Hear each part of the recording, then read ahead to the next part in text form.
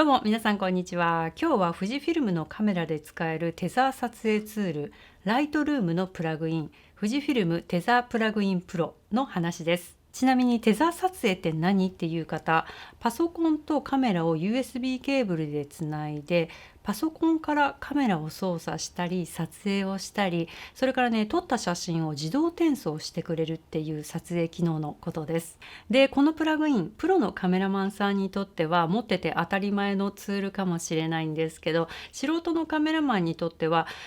そんなにどうしても必要なアイテムっていうわけでもないせいか、動画のレビュー探してみたんですけどね、ほとんど見つからなかったんですよ。私も今回購入するにあたってどういうものなのか購入前に見てみたいなと思って動画レビュー探したんですけど、日本語のレビューがねほとんど出てきませんでした。なので今日はそのニッチなプラグインを使ってみた感想をお話ししていこうと思います。今日の構成としては、前半にそのプラグインの画面とかを見てもらって、その後使ってみた感想をお話ししていくっていう感じです。ちなみにこのプラグイン、少々お値段がお安いバージョンとプロって名前がついているバージョンと2種類あって、今日見ていくのはそのプロの方です。オンラインでプラグインを購入してすでにパソコンにインストールが完了しているっていうところから始めていきます。まずカメラとパソコンを USB ケーブルでつないでカメラの電源を入れます。ライトルームを開いて、こちらファイルの中からテザー撮影っていう項目を選択します。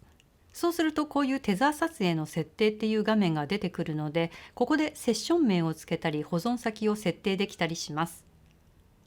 で、設定したら OK を押します。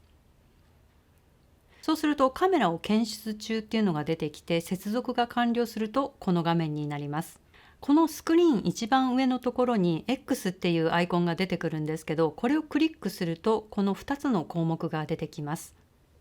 まずはこちら、環境設定の方を見てみます。クリックするとこういう画面が出てくるので、自分の使いたいように項目をそれぞれ設定していきます。で、次はこちら、コントロールパネルの表示を見てみます。ちなみにこのコントロールパネルの表示っていうのは、このスクリーン一番下のところから出すこともできます。まずこちら、この PC カメラっていうタブなんですけど、ここでカメラの設定を PC の操作でコントロールするのか、カメラ側の操作でコントロールするのかっていうのを選択できます。こちら PC っていうのを選択するとこういう画面になります。この設定バーのところでシャッタースピードとかいろいろ設定を変えることができるんですけど、この時はね、カメラ側でフォーカスポイントを移動したり、カメラのダイヤルをいじっても設定を変えることができなくなっています。カメラのシャッターボタンを押してもシャッターは切れないです。すべての操作は PC 上で行うことになります。それからこの設定ではライブビューをパソコンに表示させることができます。で、こちらのカメラを選択すると、さっきのような設定バーが表示されなくなります。すべてのカメラ操作はカメラ側で設定することになります。パソコンではライブビューが見れなくなります。これについては私は PC とかカメラとか選択することなく、シームレスに PC からでもカメラからでも自由に設定ができたらよかったのになと思いました。ではこの PC を選択した時のカメラ設定画面を見ていきます。この辺をパソコン側で設定することができます。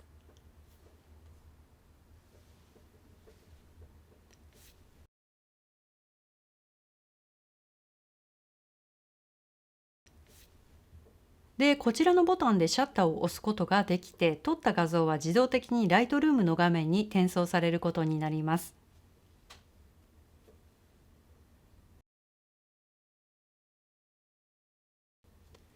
ライトルームの画面ではカメラの設定状況が表示されているバーがあって、こちらの現像設定っていうところであらかじめプリセットを選択しておくと、画像を取り込んだ時点でそのプリセットが当てはまった状態で表示されるようになります。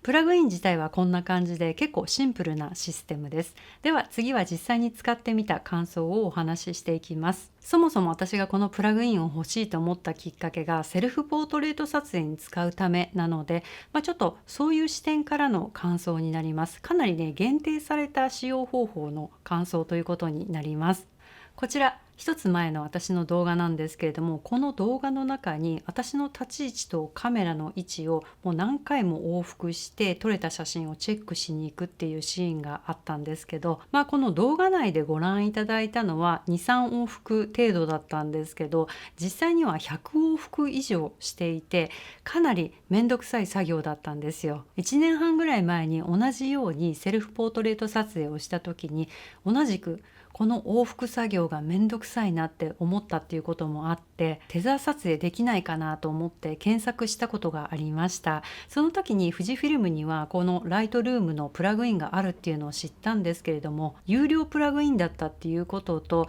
年間にねおそらく1回使うか使わないかなんですよね、私にとってはこのプラグインなので、どうしようかなと思ってるうちにもうそのままね流れちゃってたって感じです。で、今回2021年版のセルフポートレート撮影をしてみて、やっぱりねこうカメラと立ち位置との往復何回もするのめんどくさいなって思ったっていうことと、また近々セルフポートレート撮影やりたいなと思ったということで、今回このプラグインの購入を決めました。で、このプラグイン2種類あって、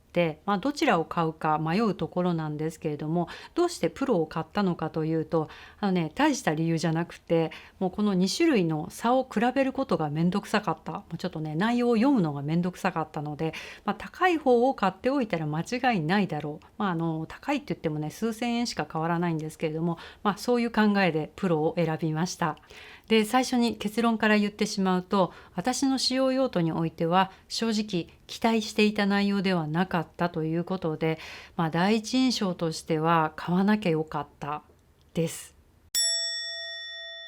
しかも高い方買っちゃってたので残念度が高いです。これ重ねて言いますけれども、あくまでもセルフポートレート撮影をする時にどうなのかっていう感想です。こういう使用方法だけのためにこのプラグインを買う方って多くはないと思うので、参考にならないかもしれないんですけれども、興味がある方ちょっとね聞いておいてください。セルフポートレート撮影の時に私がこのプラグインに期待した機能って、まず第一にライブビュー機能なんですよ。要はライブビュー機能が正常に使えるっていうのが大前提で、そのためにお金を払ったっていう感じだったんですけど、操作云々の前にこのライブビュー機能がびっくりするぐらい良くなかったです。これにプロってつけちゃって大丈夫なのって思いました。ちょっとねそのライブビュー見てください。これライブビューの画像なんですけど、私が動いているような動いていないようなカクカクした映像になってますよね。これがこのプラグインで見られるライブビューの実力なんですよ。私がちょっと動くだけでもついてこれないっていう感じで、このタイムラグのひどさ全然使い物にならないです。これなら富士の無料のスマホアプリとほとんど変わらないレベルって感じです。ここで他のメーカーを引き合いに出すっていうのもちょっと気が引けるんですけど、ソニーのこういうテザー撮影のソフト、ライトルームのプラグインではないんですけど完全に無料なんですよ。私は室内動画撮影の時にそのテザーソフトを使って撮影をしていて、今もねそれを使って撮影をしているんですけれども、動画のライブビューも写真のライブビューもカクカクするとかフリーズするとかそういうこと一切なくて、すごく使い勝手がいいです。で、アップデートも随時行われていてすごく使い勝手がいいです。片や無料でそのクオリティなのに、こっちは有料でそのクオリティっていうね、ちょっとね残念な結果になっちゃいました。じゃあソニーでセルフポートレート撮ったらいいじゃないって思う方いらっしゃると思うんですけど、私のストロボ富士フィルム用でソニーで使えないんですよ。残念。そもそも私そんなにストロボを使う機会がないので、これだけのためにソニーのストロボ買うのもな、どうしようかなっていう感じです。私の場合はセルフポートレート撮影っていうちょっとね特殊な感じの使用目的なのでそう思ったんですけど、普通の撮影をする方、普通ってなんだって感じなんですけども、カメラを覗きながら被写体を撮影する方、モデルを撮影する方にとっては PC 上のライブビューがどうかなんてほとんど関係のない話なので、おそらく私とは感想も違うんじゃないかなと思います。なのでパソコンのライブビューをメインに使いたいと思っている方ね、ちょっとこれ参考にしてみてください。